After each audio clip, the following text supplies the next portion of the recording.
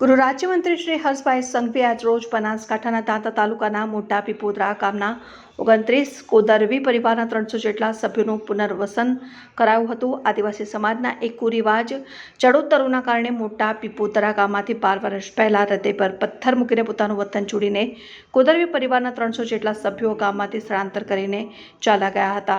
ગૃહ રાજ્યમંત્રી શ્રી હર્ષભાઈ સંઘવી સહિત જિલ્લા વહીવટીતંત્ર અને પોલીસ વિભાગ સાથે આદિવાસી સમાજના આ પરિવારોને સંપૂર્ણ માન અને સન્માન સાથે પોતાના ગામમાં પુનર્વસન માટેનો આ એક ઐતિહાસિક પ્રસંગ યોજાયો હતો.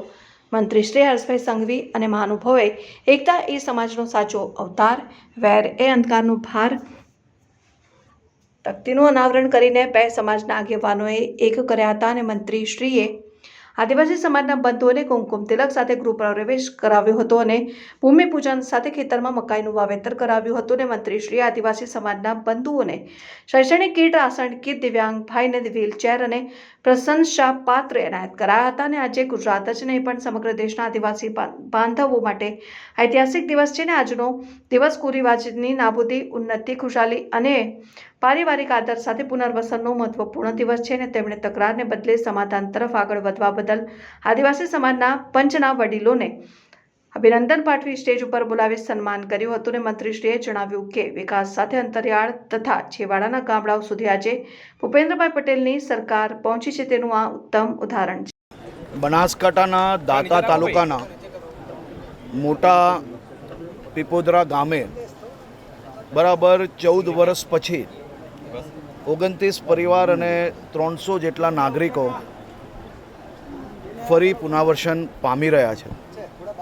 હું બનાસકાંઠા જિલ્લા પોલીસને, વહીવટી તંત્રને ખૂબ અભિનંદન આપું છું કે જેમને માત્ર કાયદાની ચોપડીએ નહીં પરંતુ સામાજિક અને પ્રેમની ચોપડીએ બેઉ સમાજોની વચ્ચે રહીને છેલ્લા અનેક મહિનાઓથી બેઠકો કરાવીને વહીવટી તંત્ર બનાસકાંઠાને અને પોલીસે સાથે મળીને આ બેઉ સમાજને ભેગા કર્યા, બેઉની વચ્ચે વેર પૂર્ણ કરાવ્યું અને વર્ષો જૂની જે પ્રથા છે એ પ્રથાને બાજુમાં મૂકીને આગળ વધવાનું અને પ્રેમના સંબંધને એક નવો સંબંધ બનાવરાવીને આ લોકોને આજે પાછું પુનર્વસન કરાવરાવ્યું છે.